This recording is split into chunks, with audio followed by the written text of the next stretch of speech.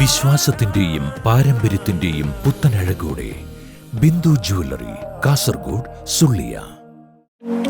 ಕಟ್ಟಡ ನಿರ್ಮಾಣ ಕ್ಷೇತ್ರದಲ್ಲಿ 45 ವರ್ಷಗಳನ್ನು ಪೂರೈಸಿದ ಕಾಸರಗೋಡಿನ ವಿಶ್ವಾಸನೀಯ ಸಂಸ್ಥೆ ಶ್ರೀ ಕೃಷ್ಣ ಹಾರ್ಡ್ವೇರ್ ಇದೀಗ ವಿಶಾಲವಾದ ರೀತಿಯಲ್ಲಿ ಹೆಚ್ಚಿನ ಸೌಲಭ್ಯಗಳೊಂದಿಗೆ ಪುರಾತನ ಶೈಲಿಯ ಮಣಿಚಿತ್ರ, ಮಾಡೆಲ್ ಲಾಕ್ಗಳಿಂದ ಹಿಡಿದು ಮನೆಯ ಸೌಂದರ್ಯವನ್ನ ಹೆಚ್ಚಿಸುವ ಸಣ್ಣ ಹಾಗೂ ದೊಡ್ಡ ರೀತಿಗಳ ನೂತನ ಲಾಕಿಂಗ್ ಸಿಸ್ಟಮ್, ಆಧುನಿಕತೆಗೆ ಹೊಂದಿಕೊಂಡು ಅಡುಗೆ ಕೋಣೆಗೆ ಬೇಕಾದ ಮಾಡ್ಯುಲರ್ ಕಿಚನ್ ವ್ಯವಸ್ಥೆ, ಕಿಚನ್ ಆಕ್ಸೆಸರೀಸ್, ವಿವಿಧ ರೀತಿಯ ಸ್ಟ್ರಾಂಗ್ ಹಾಗೂ ಶ್ರೇಷ್ಠ ಗುಣಮಟ್ಟದ ಲಾಕರ್ಗಳು, ವಿವಿಧ ಬ್ರ್ಯಾಂಡ್ಗಳ ಪೇಂಟ್ ಹಾಗೂ ಕಟ್ಟಡ ನಿರ್ಮಾಣಕ್ಕೆ ಬೇಕಾದ ಎಲ್ಲಾ ರೀತಿಯ ವಸ್ತುಗಳು ಒಂದೇ ಕಡೆ ನಿಮ್ಮ ಬಜೆಟ್ಗನುಗುಣವಾಗಿ ಶ್ರೇಷ್ಠ ಗುಣಮಟ್ಟದ ಸಾಮಗ್ರಿಗಳು ಕೈಗೆಟಕುವ ದರಗಳಲ್ಲಿ ಲಭ್ಯ.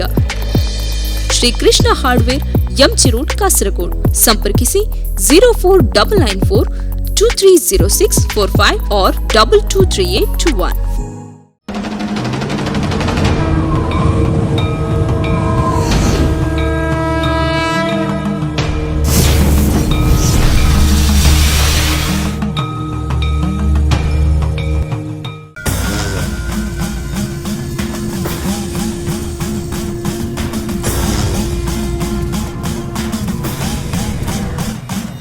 ಮಧೂರು ಶ್ರೀ ಮದನಂತೇಶ್ವರ ಸಿದ್ಧಿವಿನಾಯಕ ಕ್ಷೇತ್ರ ದಕ್ಷಿಣ ಭಾರತದ ಪ್ರಸಿದ್ಧ ಪುಣ್ಯಕ್ಷೇತ್ರಗಳಲ್ಲೊಂದು. ದಿನಂಪ್ರತಿ ಸಹಸ್ರಾರು ಆಸ್ತಿಕ ಶ್ರದ್ಧಾಳುಗಳನ್ನು ಆಕರ್ಷಿಸುತ್ತಿದೆ ಈ ಕ್ಷೇತ್ರ. ನವೀಕರಣಗೊಂಡು ಅತ್ಯಂತ ಸುಂದರವಾಗಿ ಮೈದಾಳಿ ನಿಂತಿದೆ. ಬ್ರಹ್ಮ ಕಲಶಕ್ಕೆ ಸಿದ್ಧವಾಗಿದೆ. ಮಾನವನ ಹೃದಯ ಸಮುದ್ರದಲ್ಲಿ ಭಕ್ತಿಯ ತರಂಗಗಳನ್ನು ಹುಟ್ಟಿಸಿ ದೈವಿಕ ಚಿಂತನೆಯ ಮಹಾಸಾಧನೆಯಲ್ಲಿ ಮಗ್ನನಾಗುವಂತೆ ಮಾಡುತ್ತಿದೆ.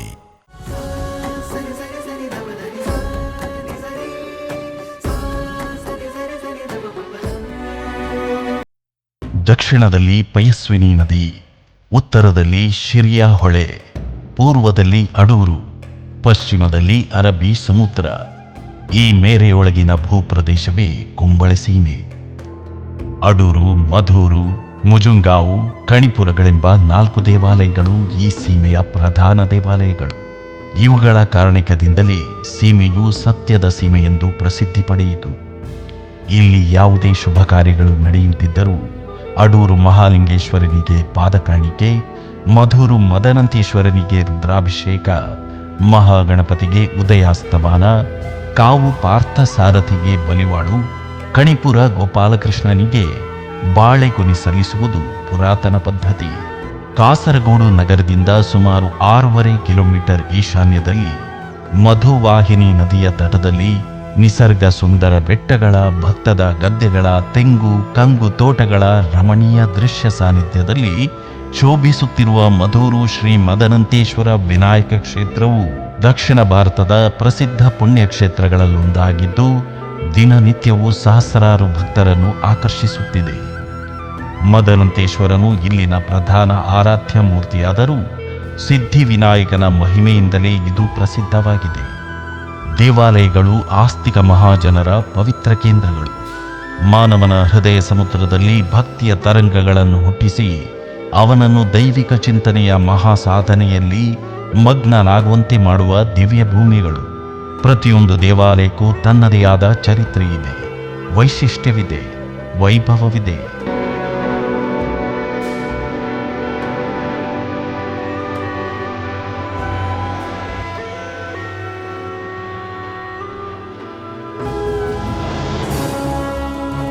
ಅಂತೆಯೇ ಕ್ರಿಸ್ತಶಕ 6ನೇ ಶತಮಾನದಲ್ಲಿ ಈ ಭಾಗವನ್ನು ಆಳಿದ ಬನವಾಸಿಯ ಕದಂಬ ವಂಶದ ಅರಸರು ಮಧೂರು ದೇವಾಲಯವನ್ನು ನಿರ್ಮಿಸಿದರೆಂದು ಚರಿತ್ರೆಯಿಂದ ತಿಳಿದುಬರುತ್ತದೆ. ಆ ವಂಶಕ್ಕೆ ಸಂಬಂಧಿಸಿದ ರಾಜಮನೆತನವು ಕುಂಬಳೆ ಸೀಮೆಯನ್ನು ಆಳುತ್ತಿತ್ತು. ದೇವಾಲಯದ ಜೀರ್ಣೋದ್ಧಾರ ಕಾರ್ಯಗಳು ಆ ಮನೆತನದಿಂದ ಆಗಿದ್ದುವೆಂಬ ವಿಚಾರವು ಶ್ರೀಕ್ಷೇತ್ರದ ಮುಂಭಾಗದಲ್ಲಿರುವ ಧ್ವಜಸ್ತಂಭದ ಕಲ್ಲಿನ ಮೇಲೆ ಹಾಸಿರುವ ತಾಮ್ರದ ಹೊದಿಕೆಯ ಬರಹದಿಂದ ತಿಳಿದುಬರುತ್ತದೆ. ಕುಂಬಳೆಯ ಅರಸುಮನೆತನವು ಪಾಳೆಯಗಾರ ಅಥವಾ ಸಾಮಂತ ಅರಸುಮನೆತನ. ಇವರು ಸ್ವತಂತ್ರರಾಗಿ ಕೋಟೆ ಕಟ್ಟಿ, ಸೈನ್ಯ ಕಟ್ಟಿ, ನಾಣ್ಯ ಚಲಾವಣೆ ನಡೆಸಿ ಆಳಿರಲಿಲ್ಲ. ಚಕ್ರವರ್ತಿಯ ಕಡೆಯ ಅಧಿಕಾರದ ಸೂತ್ರ ಇವರ ಕೈಯಲ್ಲೂ ಹಾದು ಹೋಗುವುದರಿಂದ ಇವರು ಅರಸರೆನಿಸಿಕೊಂಡಿದ್ದರು. ಕಣಿಪುರ ಗೋಪಾಲಕೃಷ್ಣ ದೇವಾಲಯದಲ್ಲಿ ಕುಂಬಳೆ ಅರಸರಿಗೆ ಪಟ್ಟಾಭಿಷೇಕವಾಗುತ್ತಿದ್ದ ಸಂದರ್ಭಗಳಲ್ಲಿ ಪಟ್ಟಾಭಿಷೇಕಕ್ಕೆ ಮೊದಲು ಅರಸರು ಮಧುರಿಗೆ ಬಂದು ಮಹಾಗಣಪತಿಗೆ ಪೂಜೆ ಸಲ್ಲಿಸುತ್ತಿದ್ದರು. ಕವ್ಯಸಿಂಹ 1ನೇ ಜಯಸಿಂಹನೇ ಈ ವಿಧಿಯನ್ನು ಅನುಸರಿಸಿದ್ದನೆಂದರೆ ಅವನ ಕಾಲಕ್ಕಿಂತ ಪೂರ್ವದಲ್ಲೇ ಇಲ್ಲೊಂದು ಕ್ಷೇತ್ರ ನಿರ್ಮಾಣವಾಗಿದ್ದಿರಬಹುದೆಂಬುದಕ್ಕೆ ಯಾವುದೇ ಅನುಮಾನವಿಲ್ಲ. ಮಧುರು ದೇವಾಲಯದಲ್ಲಿರುವ ಶಿವಲಿಂಗವು ಶಾಸ್ತ್ರೀಯವಾಗಿ ನಿರ್ಮಿತವಾದುದಲ್ಲ, ಅದು ಲಿಂಗಾಕಾರದ ಒಂದು ಕಲ್ಲು. ಇಲ್ಲಿಂದ 1.5 ಕಿಲೋಮೀಟರ್ ದಕ್ಷಿಣದ ಕುಳವುತ್ತಡ್ಕ ಅಥವಾ ಉಳಿಯತ್ತಡ್ಕದಲ್ಲಿ ಮದರು ಎಂಬ ಮೊಗೇರ ಸಮುದಾಯದ ಸ್ತ್ರೀಗೆ ಅದು ಕಾಣಿಸಿತು. ಕೃಷಿ ಕಾರ್ಮಿಕೆಯಾಗಿದ್ದ ಮದರು ತನ್ನವರ ಜೊತೆ ಸೊಪ್ಪು ಕಡಿಯುತ್ತಿದ್ದಾಗ ಹಸಿವಿನಿಂದ ತತ್ತರಿಸಿದಳು. ಆಹಾರಕ್ಕಾಗಿ ಗೆಡ್ಡೆ ಗೆಣಸು ಅಗೆದಳು. ಆ ವೇಳೆ ಆಕಸ್ಮಿಕವಾಗಿ ಆಕೆಯ ಕತ್ತಿಯು ಮಣ್ಣಲ್ಲಿ ಹೂತಿದ್ದ ಕಲ್ಲಿಗೆ ತಾಗಿ ಅದರಿಂದ ರಕ್ತ ಚಿಮ್ಮಿತು. ಈ ವಿಚಿತ್ರವನ್ನು ಕಂಡ ಮದರು ಭಯಭೀತಳಾದಳು. ಆಕೆಯ ಜೊತೆಗಿದ್ದವರು ಮತ್ತು ಪರಿಸರದವರು ಆಶ್ಚರ್ಯಚಕಿತರಾಗಿ ಕುಂಬಳೆ ಸೀಮೆಯ ಅರಸರಿಗೆ ವಿಷಯ ತಿಳಿಸಿದರು. ಸ್ಥಳಕ್ಕೆ ಧಾವಿಸಿದ ಅರಸರು ವಿಸ್ಮಯಗೊಂಡು ಕೂಡಲೇ ನೀಲೇಶ್ವರದ ರಾಜರನ್ನು ಸಮೀಪಿಸಿ ಇಬ್ಬರು ಈ ಬಗ್ಗೆ ಚರ್ಚಿಸಿದರು. ದೈವಿಕ ಮಹತ್ವವನ್ನರಿತ ನೀಲೇಶ್ವರದ ರಾಜರು ಜ್ಯೋತಿಷ್ಯ ಪ್ರಶ್ನೆ ಚಿಂತನೆ ನಡೆಸಿ ಶಿವ ಸಾನ್ನಿಧ್ಯವನ್ನು ಮನಗಂಡು ತನ್ನ ಆಶ್ರಯದಲ್ಲಿದ್ದ ಅನುಭವಸ್ಥ ತಂತ್ರಿಗಳನ್ನು ಮುಂದಿನ ಮಂಗಲ ಕಾರ್ಯಕ್ಕೆ ಕುಂಬಳೆ ಅರಸರಲ್ಲಿಗೆ ಕಳುಹಿಸಿಕೊಟ್ಟನು. ತಂತ್ರಿಗಳ ಮಾರ್ಗದರ್ಶನದಲ್ಲಿ ಲಿಂಗಾಕಾರದ ಕಲ್ಲನ್ನು ಪ್ರತಿಷ್ಠಾಪಿಸುವುದಕ್ಕಾಗಿ ಕ್ಷೇತ್ರವನ್ನು ನಿರ್ಮಿಸಲು ಯೋಗ್ಯ ಸ್ಥಳ ನಿರ್ಣಯಿಸಲು ಅರಸರು ಮದರುವಿನೊಡನೆ ಪ್ರಸ್ತಾಪಿಸಿದಾಗ ರಕ್ತಸಿಕ್ತವಾಗಿದ್ದ ಕತ್ತಿಯನ್ನು ಆಕೆ ದೂರಕ್ಕೆಸೆದಳು. ಉತ್ತರ ಪೂರ್ವದ ನದಿ ತೀರದಲ್ಲಿ ಹಂಸರೂಪಿ ಸದಾಶಿವ ಗುಡಿಯ ಪರಿಸರದಲ್ಲಿ ಅದು ಬಿತ್ತು. ಅಲ್ಲಿ ಹುಲಿ ಮತ್ತು ದನ ಸೌಹಾರ್ದದಿಂದ ನಲಿದಾಡುತ್ತಿರುವುದು ಕಂಡುಬಂತು. ಇದುವೇ ದೈವಿಕ ಚೈತನ್ಯವಿರುವ ಪುಣ್ಯಭೂಮಿ ಎಂದು ಅರಿತ ಅರಸರು ಇಲ್ಲಿಯೇ ದೇವಾಲಯವನ್ನು ನಿರ್ಮಿಸಿ ಲಿಂಗವನ್ನು ಪ್ರತಿಷ್ಠಾಪಿಸಿದರು. ಲಿಂಗದ ಮೇಲ್ಭಾಗದಲ್ಲಿ ಕತ್ತಿಯ ಗಾಯದ ಗುರುತನ್ನು ಇಂದೂ ಕಾಣಬಹುದು. ಅರ್ಚಕರು ಪ್ರತಿದಿನ ಪೂಜಾ ಸಮಯದಲ್ಲಿ ಶ್ರೀಗಂಧವನ್ನು ಅರೆದು ಆ ಗುರುತಿಗೆ ಹಚ್ಚುತ್ತಾರೆ ಎಂದು ಹೇಳಲಾಗುತ್ತದೆ. ಮದರುವಿನಿಂದಾಗಿ ಈ ಪ್ರದೇಶಕ್ಕೆ ಮದರೂರು, ಮದವೂರು, ಮಧೂರು ಎಂದು ಹೆಸರಾಯಿತು. ದೇವಸ್ಥಾನದ ಉತ್ತರ ಪಾರ್ಶ್ವ ಭಿತ್ತಿಯಲ್ಲಿ ದಕ್ಷಿಣಕ್ಕೆ ಮುಖ ಮಾಡಿ ಕುಳಿತ ಸಿದ್ಧಿವಿನಾಯಕನ ಆಕೃತಿ ಗಮನ ಸೆಳೆಯುತ್ತದೆ. ಇದು ಬೃಹತ್ ಗಾತ್ರದ ಭಯಭಕ್ತಿ ಪ್ರೇರಕ ಮೂರ್ತಿಯಾಗಿ ಗೋಡೆಯಿಂದ ಉದ್ಭವಿಸಿದಂತೆ ಗೋಚರಿಸುತ್ತದೆ. ಜನಜನಿತವಾಗಿರುವ ಕಥೆಯಂತೆ ಇದು ತಾಂತ್ರಿಕ ಪರಂಪರೆಯ ಬಾಲಕರು ರಚಿಸಿ ಪೂಜಿಸಿದಂತಹ ಭಿತ್ತಿ ಚಿತ್ರಕ್ಕೆ ಹಿರಿಯರು ಕೊಟ್ಟಿರುವ ಮೃತ್ತಿಕೆಯ ಉಬ್ಬುರೂಪವೆಂಬುದಕ್ಕೆ ಸಂದೇಹವಿಲ್ಲ. ದೇವಾಲಯದ ಪ್ರಾಕಾರದಿಂದ ಮೂಡಿಬಂದ ಹಾಗೆ ಕಾಣುವ ಈ ಅಪೂರ್ವ ಭಂಗಿಯ ಗಣಪತಿಯು ವರದ ಹಸ್ತನಾಗಿ ಭಕ್ತಾಭೀಷ್ಟ ಪ್ರದಾಯಕನಾಗಿ ಪ್ರಸಿದ್ಧನಾಗಿದ್ದಾನೆ. ತುಳು ಪಾಡ್ದನ ಲಾವಣಿಗಳಲ್ಲಿ ಬೊಡ್ಡಜ್ಜನೆಂದೇ ಕರೆಯಿಸಿಕೊಂಡಿರುವ ಈ ವಿಘ್ನೇಶನನ್ನು ಯಕ್ಷಗಾನ ಪಿತಾಮಹ ಪಾರ್ಥಿಸುಬ್ಬ ಮೊದಲ್ಗೊಂಡು ಹಲವಾರು ಕವಿಗಳು, ವಾಗ್ಗೇಯಕಾರರು ನಾನಾ ರೀತಿಯಲ್ಲಿ ಕೊಂಡಾಡಿದ್ದಾರೆ. ಶ್ರೀ ಕ್ಷೇತ್ರದ ಮದನಂತೇಶ್ವರ ಮತ್ತು ಸಿದ್ಧಿವಿನಾಯಕ ಪ್ರತಿಷ್ಠಾಪನೆಯ ಬಗ್ಗೆ ಹಲವಾರು ಪುರಾಣ ಕಥೆಗಳಿವೆ. ಸ್ಕಂದ ಪುರಾಣದ ಸಹ್ಯಾದ್ರಿ ಖಂಡದಲ್ಲಿ ಈ ರೀತಿ ಇದೆ. ಹಿಂದೆ ತ್ರಿಗರ್ಥಾಧಿಪತಿಯಾದ ಧರ್ಮಗುಪ್ತನೆಂಬ ರಾಜನ ಆಶ್ರಯದಲ್ಲಿ ಹಲವು ಮಂದಿ ಸೇರಿ ಪಯಸ್ವಿನಿಯ ಸಂಗಮ ಸ್ಥಳದಲ್ಲಿ ಶಿವಯಜ್ಞ ಮಾಡಲು ನಿಶ್ಚಯಿಸಿದರು. ಯಜ್ಞದ ಆರಂಭದಲ್ಲಿ ಗಣಪತಿಯನ್ನು ಪೂಜಿಸಲು ಮರೆತಿದ್ದರು. ಯಜ್ಞ ಆರಂಭವಾದೊಡನೆ ಧಾರಾಕಾರ ಮಳೆ ಸುರಿಯಲಾರಂಭಿಸಿತು. ಚಿಂತಿತರಾದ ಋಷಿಗಳು ಕುಮಾರಧಾರ ಬಳಿಯಲ್ಲಿರುವ ವಾಸುಕಿಯಲ್ಲಿಗೆ ತೆರಳಿ ಕಾರಣ ಕೇಳಿದರು. ಆದಿಯಲ್ಲಿ ಗಣಪತಿಯನ್ನು ಪೂಜಿಸದಿರುವುದರಿಂದ ಹೀಗಾಯಿತೆಂಬ ವಿಷಯ ತಿಳಿಯಿತು. ವಾಸುಕಿಯ ಸೂಚನೆಯಂತೆ ಈಗಿನ ಮಧುವಾಹಿನಿ ತಟದಲ್ಲಿನ ದೇವಾಲಯದ ಗೋಡೆಯಲ್ಲಿ ಗಣಪತಿಯ ಚಿತ್ರವನ್ನು ಬರೆದು ಪೂಜಿಸಿದರು. ಆ ಚಿತ್ರವೇ ಮುಂದೆ ಮೂರ್ತಿಯಾಗಿ ಪರಿವರ್ತನೆ ಹೊಂದಿತು. ಬ್ರಹ್ಮಾಂಡ ಪುರಾಣದಲ್ಲಿಯೂ ಮಧೂರು ದೇವಾಲಯದ ಉಲ್ಲೇಖವಿದೆ. ಕ್ಷತ್ರಿಯ ಕುಲ ಸಂಹಾರಕನಾದ ಪರಶುರಾಮನು ಸಂಚರಿಸುತ್ತಾ ತಾನು ಪಡೆದ ಭೂಮಿಯನ್ನೆಲ್ಲ ಬ್ರಾಹ್ಮಣರಿಗೆ ದಾನ ಮಾಡಿ ಕನ್ಯಾಕುಮಾರಿಯಿಂದ ಗೋಕರ್ಣದವರೆಗೆ ನೂತನ ಭೂಮಿಯನ್ನು ಸೃಷ್ಟಿಸಿ ದಕ್ಷಿಣದಿಂದ ಉತ್ತರಕ್ಕೆ ಸಂಚರಿಸುತ್ತಾ ಬಂದು ಅಲ್ಲಲ್ಲಿ ಪುಣ್ಯಕ್ಷೇತ್ರಗಳನ್ನು ದೇವಾಲಯಗಳನ್ನು ನಿರ್ಮಿಸಿದನು. ಅಂತೆಯೇ ಮಧೂರು ದೇವಾಲಯದಲ್ಲಿ ವಿಘ್ನೇಶ್ವರನ ಪ್ರತಿಷ್ಠೆ ಮಾಡಿದನು ಎಂಬ ಉಲ್ಲೇಖವಿದೆ. ಹೀಗೆ ಸ್ಕಂದ ಪುರಾಣ ಮತ್ತು ಬ್ರಹ್ಮಾಂಡ ಪುರಾಣದಲ್ಲಿ ಇರುವ ವಿಚಾರಗಳು ವಿಭಿನ್ನವಾಗಿವೆ. ದೇವಸ್ಥಾನದ ಶಿಲ್ಪ ಸಂಪ್ರದಾಯವನ್ನು ಗಮನಿಸಿದರೆ ಪುರಾಣ ಕಾಲಕ್ಕೆ ಹೋಗುವಂಥದ್ದು ಆಶ್ಚರ್ಯ ಮೂಡಿಸುತ್ತದೆ. ದಾಖಲೆಗಳು ಸೂಚಿಸುವಂತೆ ಈ ದೇವಾಲಯ ಕ್ರಿಸ್ತಶಕ 6ನೇ ಶತಮಾನದಲ್ಲಿ ನಿರ್ಮಾಣವಾದದ್ದು. ಶಿಲ್ಪಕಲಾ ವೈಭವದ ಈ ದೇವಾಲಯದಲ್ಲಿರುವ ಗಣಪತಿಯನ್ನು ಗಮನಿಸಿದರೆ ಶಿಲ್ಪಶಾಸ್ತ್ರ ನಿಯಮದಂತೆ ರಚನೆಯಾದಂತಹ ರೂಪದ ಪ್ರಕಟಣೆ ಇಲ್ಲ. ಅಂತೆಯೇ ಕಿರುಗುಡಿಯ ಭಿತ್ತಿ ಮತ್ತು ದ್ವಾರವು ಕ್ಷೇತ್ರದ ನಂತರ ನಿರ್ಮಾಣವಾದ ಹಾಗೆ ಕಾಣುತ್ತದೆ. ಕ್ರಿಸ್ತಶಕ 11ನೇ ಶತಮಾನದ ಕಾವುಗೋಳಿಯ ತ್ರಿವಿಕ್ರಮ ಪಂಡಿತಾಚಾರ್ಯನ ಮಗ ನಾರಾಯಣ ಪಂಡಿತನು ಬರೆದ ಮಧ್ವ ವಿಜಯದಲ್ಲಿ ಕುಂಬಳೆಯ ಇಮ್ಮಡಿ ಜಯಸಿಂಹರಾಜನ ವಿನಂತಿಯಂತೆ ಮಧ್ವಾಚಾರ್ಯರು ಮದನಂತೇಶ್ವರ ದೇವಾಲಯವನ್ನು ಸಂದರ್ಶಿಸಿ ಮದನಂತೇಶ್ವರನನ್ನು ಪೂಜಿಸಿ ಅನಂತರ ವಿಷ್ಣುಮಂಗಲಕ್ಕೆ ಪ್ರಯಾಣಿಸಿದರೆಂಬ ವಿವರಣೆ ಬರುತ್ತದೆ.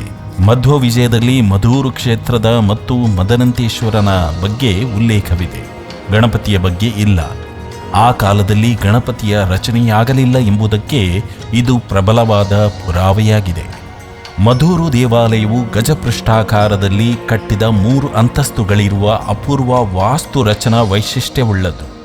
ಅಂತಸ್ತುಗಳ ಮಾಡುಗಳಿಗೆ ತಾಮ್ರದ ತಗಡುಗಳನ್ನು ಹೊದಿಸಲಾಗಿದೆ. ಕಲಾಕೃತಿಗಳಿಂದ ಕೂಡಿದ ತನ್ನದೇ ಆದ ಭವ್ಯತೆಯಿಂದ ಗಮನ ಸೆಳೆಯುತ್ತಿದೆ.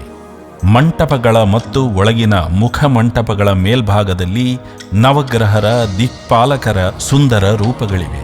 ಗೋಡೆಗಳಲ್ಲಿ ವಿಶಿಷ್ಟ ರೀತಿಯಲ್ಲಿ ಅಲಂಕಾರಗೊಂಡ ವಿವಿಧ ಭಂಗಿಯ ವಿಗ್ರಹಗಳಿವೆ. ಪ್ರಾಕಾರದ ಒಳಗೆ ದುರ್ಗಾ, ಶಾಸ್ತಾರ, ಸುಬ್ರಹ್ಮಣ್ಯ, ಕಾಶಿ ವಿಶ್ವನಾಥ, ಹಂಸರೂಪಿ ಸದಾಶಿವ ಮಂದಿರಗಳು, ದೇವಾಲಯದ ಅನತಿ ದೂರದಲ್ಲಿ ವೀರಭದ್ರ, ಭೈರವ, ಗುಳಿಗ ದೈವಗಳ ಗುಡಿಗಳಿವೆ. ಕಂಚಿನಿಂದ ಆವೃತವಾದ 60 ಅಡಿ ಎತ್ತರದ ಧ್ವಜಸ್ತಂಭವು ದೂರದಿಂದಲೇ ಆಕರ್ಷಿಸುತ್ತದೆ. ಈ ಧ್ವಜಸ್ತಂಭದ ತುದಿಯಲ್ಲಿ ನಂದಿಯ ವಿಗ್ರಹವನ್ನು ಕಾಣಬಹುದು. ನಮಸ್ಕಾರ ಮಂಟಪದ ಚಾವಣಿಯಲ್ಲಿ ಪುರಾಣ ಪಾತ್ರಗಳ ಮರದ ಕೆತ್ತನೆಯ ಆಕೃತಿಗಳು ಶೋಭಾಯಮಾನವಾಗಿದೆ. ಇವುಗಳು ಪುತ್ರಕಾಮೇಷ್ಟಿ ಯಜ್ಞದಿಂದ ಸೀತಾ ಸ್ವಯಂವರದವರೆಗಿನ ರಾಮಾಯಣದ ವಿವಿಧ ಘಟನೆಗಳ ಮತ್ತು ಕಿರಾತಾರ್ಜುನೀಯದ ದೃಶ್ಯಗಳ ನಿರೂಪಣೆಯಾಗಿದೆ. ಪಾರ್ಥಿಸುಬ್ಬನ ಪುತ್ರಕಾಮೇಷ್ಟಿ ಸೀತಾ ಕಲ್ಯಾಣ ಯಕ್ಷಗಾನ ಪ್ರಸಂಗದ ರಚನೆಯು ಈ ಕೆತ್ತನೆ ಕೆಲಸವು ಏಕಕಾಲದಲ್ಲಿ ನಡೆದಿರಬೇಕೆಂದು ಸಂಶೋಧಕರು ಅಭಿಪ್ರಾಯಪಡುತ್ತಾರೆ. ಕುಂಬಳೆ ಅರಸೊತ್ತಿಗೆಯ ಮೊದಲ ರಾಜನಾದ ಒಮ್ಮಡಿ ಜಯಸಿಂಹನು ದಕ್ಷಿಣದಿಂದ ದಂಡೆತ್ತಿಕೊಂಡು ಬಂದ ಪಾಂಡ್ಯ ರಾಜನನ್ನು ಜಯಿಸಿದ ನೆನಪಿಗಾಗಿ ಪ್ರತಿಷ್ಠಾಪಿಸಿದ ವಿಜಯಸ್ತಂಭವು ಮಧೂರು ದೇವಾಲಯದ ಈಶಾನ್ಯ ಭಾಗದಲ್ಲಿದೆ. ಕುಂಬಳೆ ಸೀಮೆಯ ವಿವಿಧೆಡೆಗಳಿಗೆ ದಾಳಿಯಿಟ್ಟ ಟಿಪ್ಪು ಸುಲ್ತಾನ್ ಮಧೂರಿಗೂ ಬಂದಿದ್ದನಂತೆ. ಬಾಯಾರಿದಾಗ ಇಲ್ಲಿನ ಬಾವಿಯ ನೀರನ್ನು ಸೇವಿಸಿದ್ದನಂತೆ. ಕೂಡಲೇ ಅವನ ಮನ ಪರಿವರ್ತನೆಯಾಗಿ ಆಕ್ರಮಣಶೀಲ ಮನೋಭಾವ ಇಲ್ಲವಾಯಿತು. ದೇವಸ್ಥಾನವನ್ನು ದಾಳಿ ಮಾಡುವ ಉದ್ದೇಶವನ್ನು ಕೈಬಿಟ್ಟು ಆತ ತಾನು ಬಂದ ನೆನಪಿಗಾಗಿ ಚಂದ್ರಶಾಲೆಯ ಮಾಡಿನಲ್ಲಿ ಖಡ್ಗದಿಂದ ಗುರುತು ಮಾಡಿ ಹಿಂತಿರುಗಿದನೆಂದು ಹೇಳಲಾಗುತ್ತದೆ. ಈಶಾನ್ಯ ದಿಕ್ಕಿನಲ್ಲಿ ಸುಂದರವಾದ ಸರೋವರವಿದೆ. ಶ್ರೀದೇವರ ಅವಭೃತ ಸ್ನಾನ ಇಲ್ಲಿಯೇ ನಡೆಯುತ್ತದೆ. ಹುಲಿ ದನ ಸಹಜ ವಿರೋಧವನ್ನು ಮರೆತು ಒಂದಾಗಿ ವಿಶ್ರಮಿಸಿಕೊಂಡಿದ್ದರ ನೆನಪಿಗಾಗಿ ಹಾಕಿದ ಹುಲಿ ಕಲ್ಲು ಅರಳಿಕಟ್ಟೆಯ ಬಳಿಯಲ್ಲಿದೆ. ಯಕ್ಷಗಾನ ಪಿತಾಮಹ ಪಾರ್ಥಿಸುಬ್ಬನು ಮದನಂತೇಶ್ವರನಿಗೆ ದಿನವೂ ಅಭಿಷೇಕ ಮಾಡುವುದಕ್ಕಾಗಿ ತಾಮ್ರದ ಬಟ್ಟಲು ಅಥವಾ ಜಲದ್ರೋಣಿಯನ್ನು ಸೇವಾರೂಪದಲ್ಲಿ ಒಪ್ಪಿಸಿದ್ದು ಈಗಲೂ ಇದೆ. ಮೊಗೇರ ಸಮಾಜದ ಮದರು ಆರಾಧನಾ ಸಮಿತಿಯವರು ಕಾಣಿಕೆಯಾಗಿ ಒಪ್ಪಿಸಿದ ಆಳೆತ್ತರದ 2 ನಂದಾದೀಪಗಳನ್ನು ಧ್ವಜಸ್ತಂಭದ ಹತ್ತಿರ ಸ್ಥಾಪಿಸಲಾಗಿದೆ. ವರ್ಷಾವಧಿ ಉತ್ಸವ ಅಥವಾ ಜಾತ್ರೆಯ 4ನೇ ದಿನ ಮದನಂತೇಶ್ವರನ ಅಲಂಕಾರ ಸಹಿತ ಉತ್ಸವ ಮೂರ್ತಿಯನ್ನು ಭವ್ಯ ಮೆರವಣಿಗೆಯೊಂದಿಗೆ ಮೂಲಸ್ಥಾನ ಉಳಿಯತ್ತಡ್ಕಕ್ಕೆ ಕರೆತರಲಾಗುತ್ತದೆ. ದಾರಿಯ ಇಕ್ಕೆಲಗಳಲ್ಲಿ ಕಟ್ಟೆ ಪೂಜೆ, ಮೂಲಸ್ಥಾನದ ಸವಾರಿ ಕಟ್ಟೆಯಲ್ಲಿ ವಿಶೇಷ ಪೂಜೆಯೂ ನಡೆಯುತ್ತದೆ. ದೇವಸ್ಥಾನದ ದಕ್ಷಿಣ ಭಾಗದಲ್ಲಿ ಮದರಡ್ಕ ಎಂಬ ಸ್ಥಳವಿದೆ. ಇದು ಮದರು ವಾಸ ಮಾಡಿಕೊಂಡಿದ್ದ ಸ್ಥಳ. ಇಲ್ಲಿ ಮೊಗೇರ ಸಮುದಾಯದವರ ಮನೆಗಳಿವೆ. ರಸ್ತೆ ಬದಿಯಲ್ಲಿ ಕಲ್ಲಿನ ಒಂದು ಸ್ತಂಭವನ್ನು ಕಾಣಬಹುದು. ಮದನಂತೇಶ್ವರನನ್ನು ಮೂಲಸ್ಥಾನಕ್ಕೆ ಕೊಂಡೊಯ್ಯುವ ಸಂದರ್ಭದಲ್ಲಿ ಮೊಗೇರರು ಒಟ್ಟಾಗಿ ಸೇರಿ ಕಲ್ಲಿನ ಸ್ತಂಭದಲ್ಲಿ ದೀಪವಿರಿಸಿ ವಂದಿಸುವುದು ರೂಢಿ. ಅದೇ ರೀತಿ ಉಳಿಯ ತಡ್ಕದಲ್ಲಿ ಚನಿಯ ಮೇಸ್ತ್ರಿಯವರ ಕಟ್ಟೆಯ ಪಕ್ಕದಲ್ಲಿ ಒಂದು ಕಲ್ಲಿನ ಸ್ತಂಭವಿದೆ. ಇಲ್ಲೂ ದೀಪವಿಡುವ ಪದ್ಧತಿ ಇದೆ. ದೇವಸ್ಥಾನದ ಬಲಭಾಗದಲ್ಲಿ ವಿಶಾಲವಾದ ಗದ್ದೆ ಇದೆ. ಮದರುವಿನ ಸಮುದಾಯದವರು ಜಾತ್ರೆಯ ಸಂದರ್ಭದಲ್ಲಿ ಇಲ್ಲಿ ಜಮಾಯಿಸುತ್ತಿದ್ದರು. ಮದುವೆಗೆ ಹೆಣ್ಣು ಗಂಡು ನೋಡುವುದಕ್ಕೆ, ವಾದ ವಿವಾದಗಳನ್ನು ಮಾತುಕತೆಯ ಮೂಲಕ ಪರಿಹರಿಸುವುದಕ್ಕೆ ಇದು ವೇದಿಕೆಯಾಗಿತ್ತು. ಮಾಯ್ಪಾಡಿ ರಾಜ ವೆಂಕಟೇಶವರ್ಮ ಯಾನೆ ರಾಮಂತರಸರು ಸೀಮೆಯ ಗಣ್ಯರನ್ನು ಸೇರಿಸಿ 1956ರಲ್ಲಿ ಮಧೂರು ಸಿದ್ಧಿವಿನಾಯಕ ಸೇವಾ ಸಂಘವನ್ನು ಸ್ಥಾಪಿಸಿ ಕ್ಷೇತ್ರದ ಸರ್ವತೋಮುಖ ಏಳಿಗೆಗಾಗಿ 10 ಹಲವು ಯೋಜನೆಗಳನ್ನು ರೂಪಿಸಿ ಕಾರ್ಯಗತಗೊಳಿಸಿದರು. 1993ರಲ್ಲಿ ದೇವಾಲಯದ ಆಡಳಿತವನ್ನು ಕೇರಳ ಸರ್ಕಾರದ ಧಾರ್ಮಿಕ ದತ್ತಿ ಇಲಾಖೆ ವಹಿಸಿಕೊಂಡಿತು. ಇದೀಗ ನವೀಕರಣ ಪ್ರಕ್ರಿಯೆಗಳು ಅಂತಿಮ ಹಂತದಲ್ಲಿದೆ. ಆಸ್ತಿಕ ಶ್ರದ್ಧಾಳುಗಳು ಆರ್ಥಿಕ ಸಹಕಾರ ನೀಡುತ್ತಿದ್ದಾರೆ. ಧಾರ್ಮಿಕ ದತ್ತಿ ಇಲಾಖೆಯು ಸಹಕರಿಸುತ್ತಿದೆ. ಮಧೂರು ಶ್ರೀ ಮದರು ಮಹಾಮಾತೆ ಮೊಗೇರ ಸಮಾಜದ ಹಲವು ವರ್ಷಗಳ ಬೇಡಿಕೆಯ ಪ್ರಕಾರ ಪ್ರಶ್ನೆ ಚಿಂತನೆಯಲ್ಲಿ ಕಂಡುಬಂದಂತೆ ಮೂಲಸ್ಥಾನದಲ್ಲಿ ಮದರು ಮಂಟಪ, ಪಂಜುರ್ಲಿ ದೈವದ ಗುಡಿ ನಿರ್ಮಾಣವಾಗುತ್ತಿದೆ. ಸವಾರಿ ಕಟ್ಟೆಯನ್ನು ಈಗಾಗಲೇ ಪುನರ್ ನಿರ್ಮಿಸಲಾಗಿದೆ. ಪುರಾತನವಾದ ಮಧೂರು ದೇವಾಲಯವು ಕಾರಣಿಕ ಪ್ರಸಿದ್ಧವಾದುದು. ಯಾವುದೇ ಸತ್ಕಾರ್ಯಗಳನ್ನು ಆರಂಭಿಸುವಾಗಲೂ ಮದನಂತೇಶ್ವರನಿಗೆ ರುದ್ರಾಭಿಷೇಕ, ಮಹಾಗಣಪತಿಗೆ ಉದಯಾಸ್ತಮಾನ ಸೇವೆಯನ್ನು ಪ್ರಾರ್ಥಿಸುವುದು ವಾಡಿಕೆಯಾಗಿದೆ. ಗಣಪತಿಯ ಪ್ರಧಾನ ನೈವೇದ್ಯ ಪಚ್ಚಪ್ಪ. ಜನರು ತಮ್ಮ ಕಷ್ಟಕಾಲದಲ್ಲಿ ಶ್ರದ್ಧಾಭಕ್ತಿಯಿಂದ ಮದನಂತೇಶ್ವರ ಸಿದ್ಧಿವಿನಾಯಕನನ್ನು ಪೂಜಿಸಿ ಸಂತುಷ್ಟರಾಗುತ್ತಾರೆ. ಬರಗಾಲ ಬಂದಾಗ, ಕೃಷಿಯಲ್ಲಿ ನಷ್ಟ ಸಂಭವಿಸಿದಾಗ, ರೋಗ ರುಜಿನಗಳು ತಲೆದೋರಿದಾಗ ಇಲ್ಲಿನ ಸಾನ್ನಿಧ್ಯ ಶಕ್ತಿಗಳನ್ನು ಪ್ರಾರ್ಥಿಸಿಕೊಂಡರೆ ದುರಿತಗಳೆಲ್ಲ ದೂರವಾಗಿ ಸುಖ ಶಾಂತಿ ಲಭಿಸುವುದು. ಹಿಂದೆ ನಡೆದ ಮೂಡಪ್ಪ ಸೇವೆಗಳು, ಕೋಟಿ ನಾಮಾರ್ಚನೆ, ರುದ್ರಯಾಗ, ಋಕ್ ಸಂಹಿತಾ ಯಾಗ, ಸಹಸ್ರ ನಾಳಿಕೇರ ಗಣಯಾಗ ಮೊದಲಾದ ಮಹತ್ಕಾರ್ಯಗಳು ಅದಕ್ಕೆ ಸಾಕ್ಷಿಯಾಗಿವೆ. ಮದನಂತೇಶ್ವರ ಮತ್ತು ಮಹಾಗಣಪತಿಯ ಮಹಿಮೆಯಿಂದ ಕಾರಣಿಕ ವೃದ್ಧಿಯಾಗಿದೆ. ಇದೇ ಮಾರ್ಚ್ 27ರಿಂದ ಏಪ್ರಿಲ್ 7ರ ತನಕ ಪುನರ್ ಪ್ರತಿಷ್ಠಾ ಬ್ರಹ್ಮಕಲಶ ವಿಧಿವಿಧಾನಗಳು ಜರಗಲಿದೆ. ಜತೆಗೆ 3 ದಶಕಗಳಿಗೊಮ್ಮೆ ನಡೆಯುವ ಮೂಡಪ್ಪ ಮಹಾಸೇವೆಯೂ ನಡೆಯಲಿದೆ. ಈ ಸಂದರ್ಭದಲ್ಲಿ ಲಕ್ಷಗಟ್ಟಲೆ ಆಸ್ತಿಕ ಶ್ರದ್ಧಾಳುಗಳು ಮಧೂರಿಗೆ ಬಂದು ಸಂಕಲ್ಪ ಸೇವೆ ಸಲ್ಲಿಸಿ ಕೃತಾರ್ಥರಾಗಲಿದ್ದಾರೆ.